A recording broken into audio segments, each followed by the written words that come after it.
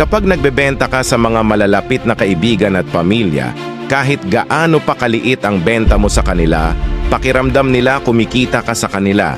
Kahit mura na, hindi pa rin nila na-appreciate. Laging may mga tao na hindi iniintindi ang gastos, oras at effort mo.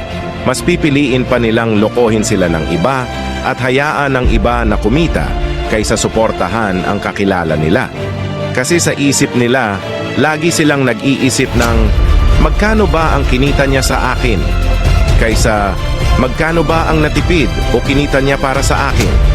Ito ay isang klasikong halimbawa ng mentalidad ng isang taong mahirap, sabi ni Jack Ma.